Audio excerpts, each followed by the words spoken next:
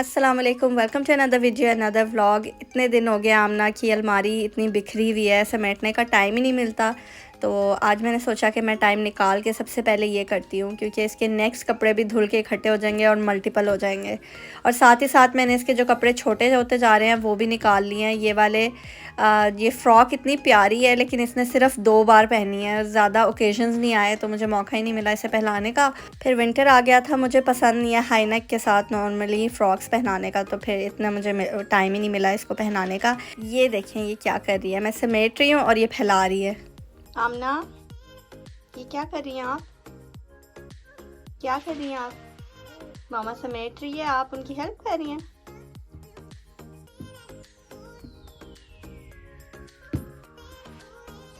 और ये देखें, जितनी देर में मैं ऊपर अलमारी का हिस्सा सेट कर रही थी, ऑर्गेनाइज़ कर रही थी, उतनी देर में इसने सारा कुछ नीचे फैला दिया है। अब मैं जल्दी जल्दी से स्पीड में ये सारा कुछ समेट लूँगी ताकि इसके और बिखेरने से पहले सब कुछ समेट जाए। बस और नहीं फैलाओ।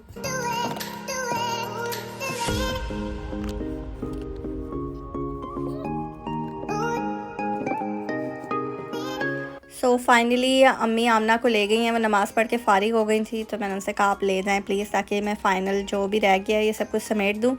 साथ ही साथ मैंने सोचा आपको थोड़ी बहुत क्विकली आमना की शू कलेक्शन भी दिखा देती हूँ। इसमें काफ़ी सारे शूज़ अभी उसने पहने भी नहीं हैं, क्योंकि उनका साइज़ बहुत बड़ा है। जैसे कि ये वाले जो मेरी कज़न ने गिफ्ट किए थे, ये भी मैंने कब से मंगवा के रखे हुए हैं, ये भी अभी मुझे पहनाने का मौका नहीं मिला, समर में काम आएंगे। और ये इतने क्यूट शूज़ अम्मी लेके आई थी, ये से बहुत जल्दी छोटे हो गए, सिर्फ 2 से 3 बार मैंने पहनाए थे।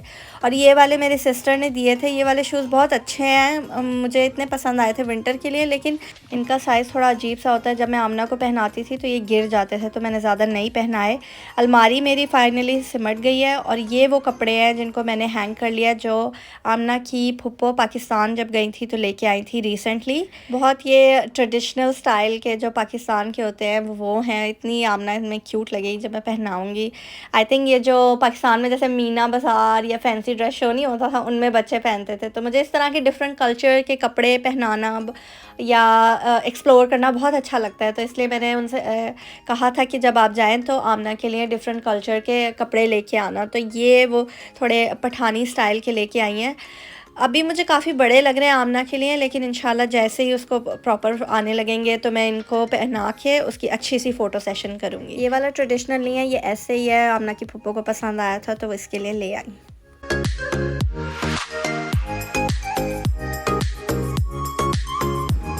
अच्छा जी, अलमारी समेटने के बाद मैं नीचे आ गई थी। आमना को भूख लग रही थी, तो मैंने सोचा आज उसके लिए कुछ डिफरेंट बनाती हूँ। तो मैंने खजूर और अंडा मैदा मिला के ये एक छोटा सा केक कह लें या पैन केक कह लें, उस टाइप का ये मैंने बनाया है। मैं सोचती रहती हूँ कि शुगर की जगह मैं कौन सी ऐसी अल्टरनेट चीज़ यूज़ करूँ जो नेचुरल सोर्स ऑफ शुगर हो। तो फिर मैंने सोचा कि मैं खजूर यूज़ कर लेती हूँ, फ्रिज में पड़ी हुई थी। आ रही हूँ आमना। सिंपली इसमें मैंने खजूर को ब्लेंड करके उसमें अंडा फेंट के थोड़ा सा मैदा मिला के बना लिया था, तो ये इस तरह का बना है। मैंने ऑयलिंग की थी बेकिंग पैन पे, लेकिन पता नहीं क्यों फिर भी चिपक गया। नेक्स्ट टाइम मैं बटर पेपर रखूँगी इसके लिए, इस वजह से मेरा केक थोड़ा सा टूट गया है। इसको मैंने इस तरह कंफर्टेबल साइज़ में कट कर लिया है। ये मैंने आमना को फ़र्स्ट टाइम बना के दिया है, तो अब एक्सप्लोर कर रही है कि ये क्या है, इसका टेक्सचर कैसा है, फ्लेवर कैसा है। माशाल्लाह इसको ये पसंद आ रहा है, तो मैं यूट्यूब पे और रिसर्च करूँगी कि किस तरह नेचुरल सोर्स ऑफ शुगर से मैं इसे और भी चीज़ें बना के दे सकती हूँ। अब मैं आई हुई हूँ आल्दी। मेरे हस्बैंड काम के बाद आ गए थे और मुझे पिक करके आल्दी ले गए, क्योंकि हमारी मंथली ग्रोसरी आने वाली थी। इतना प्यारा दरख्त वाइट मौसम बहार मुझे बहुत अच्छा लगता है। एनीवेज़ घर पे आपको मिलती हूँ।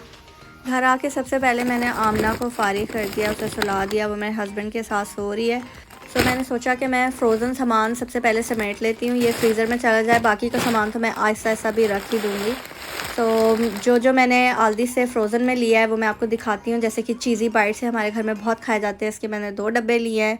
और ये वाले फ्रोज़न croissants, ये इतने हैंडी हैं, जब से मैंने लाना शुरू किया मैं बाहर से नहीं लेके आती, फ़्रेश घर में मैं एयर फ्रायर में इनको बेक कर लेती हूँ।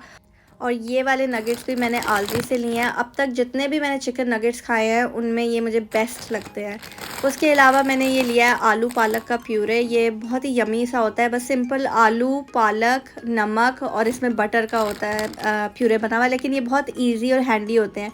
इसमें मैंने ये आलू गाजर वाला भी लिया है और प्लेन आलू वाला भी लिया है। इसको मैं फ्रीज़ में रखती हूँ, जब जल्दी जल्दी में भूख लगी होती है तो इसे सिंपली पैन में या माइक्रोवेव में डिफ्रोज़ करके किसी भी चीज़ के साथ खाया जा सकता है, जैसे कबाब वगैरह रेडीमेड। और ये फ्रोज़न मटर भी मैंने लिए हैं छोटे छोटे से, इनको मैं ये फ्रीज़ करने वाले बैग्स के अंदर ऑर्गेनाइज़ करके फ्रीज़ कर दूँगी और आपको दिखाती हूँ किस तरह के लगते हैं। ऐसे उन्होंने क्यूब्स बनाए हुए हैं आलू पालक के प्यूरेस के, ये बिल्कुल मेल्ट होके बहुत अच्छा सा प्यूरे बन जाता है। इसका टेस्ट भी बहुत अच्छा है, बिल्कुल ऐसे फ्रेश की तरह से। मुझे जब से मैंने ये ट्राई किया, मैं हर मंथ लेके आती हूँ।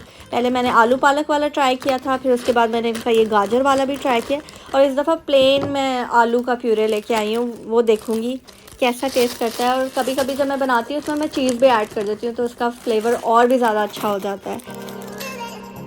सो ये सेम तरीके से आलू गाजर के भी क्यूब्स बना के पैकेट्स में डाल के उन्होंने रखे हुए हैं। अच्छा, मैं चटनी का, जब आपको ग्रीन चटनी का बता रही थी अपने पिछले व्लॉग्स में, उनको भी इसी तरह आइसिंग क्यूब के अंदर फ्रीज़ करके टुकड़ियों में पैकेट्स में डाल के फ्रीज़ किया जा सकता है। इस तरह फ्रीज़र में बहुत ज़्यादा स्पेस निकल आती है और भी चीज़ें रखी जा सकती हैं। अब ये मटर भी मैं, अच्छा, मैं उस हिसाब से पैकेट्स बना रही हूँ जितना मुझे लगता है कि हमारा एक टाइम पे यूज़ हो जाएगा। जो हम 3 बंदों के लिए खाना बनता है उस हिसाब से क्वांटिटी इसमें मैं डाल रही हूँ। लेकिन कभी कभी कम ज़्यादा भी हो जाता है, मेरा अंदाज़ा डिफरेंट होता है, अम्मी का अंदाज़ा डिफरेंट होता है, तो हम ऊपर नीचे कर लेते हैं। तो ये आलू के क्यूब्स भी उन्होंने इसी तरह से फ्रीज़ किए हुए हैं। इसका भी पैकेट जल्दी जल्दी बना लूँगी। अब आमना बड़ी होगी तो उसका ऑलमोस्ट 45 मिनट का टाइम फ्रेम होता है सोने का, तो मेरी कोशिश है कि मैं जल्दी जल्दी ये सारा कुछ समेट के फ़ारिग हो जाऊँ। मैंने पहले ही फ्रीज़र में सारी जगह बना ली थी, गोश्त प्रॉपर फर्स्ट वाले खाने में सारा कुछ डाल के रख दिया था। फिर सेकंड खाना मैंने सारा खाली कर लिया है, काफ़ी कुछ हमारा ख़त्म हुआ था, तो उसको मैंने फ्रीज़र के जो कंपार्टमेंट्स हैं उनको वॉश भी कर लिया था। तो इस तरह से ये फ्रोज़न क्रॉissants बने हुए होते हैं, इनकी डो के बना के उन्होंने पैकेट्स में दिए हुए होते हैं। इसको तो मैं जल्द से जल्द फ्रीज़ करूँगी, क्योंकि डो नरम हो जाए तो ये आपस में चिपक जाते हैं, तो इसलिए मैं जल्दी जल्दी इनको फ्रीज़र में डाल के रखती हूँ ताकि कोई भी चीज़ इतनी मेल्ट ना हो कि वो ख़राब होने लग जाए।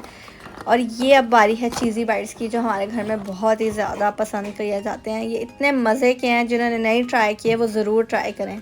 अच्छा, इसका मज़ा सिर्फ डीप फ्राइंग में ही आता है। मैंने एयर फ्रायर में भी ये फ्राई करके देखे थे, लेकिन उसका वो मज़ा नहीं आता, ना ही वो कलर आता है। और जो चिकन नगेट्स हैं वो एयर फ्राई में बहुत अच्छे हो जाते हैं। वो मैंने आपको पहले दिखाया भी था जब मैंने अपने लिए बनाए थे। वो उनका प्रॉपर ऐसे ही लगता है कि ये डीप फ्राई हुए हुए हैं, लेकिन ये समोसे हो गए या चीज़ी बाइट्स हो गए, इनका कोई मज़ा नहीं आता। जो भी पेपर पट्टी से बनी हुई चीज़ होती है वो डीप फ्राई में ही अच्छे लगते हैं। अब ये फ्राइज़ के भी मैं पैकेट्स बना लूँगी। पहले मैंने ये छोटा पैकेट वाला लिया, लेकिन मुझे लग रहा है कि मैं बड़े में ही बनाऊँ, क्योंकि ये ज़्यादा क्वांटिटी बनती है, तो आई गेस 3 पैकेट्स इसके बन जाएंगे।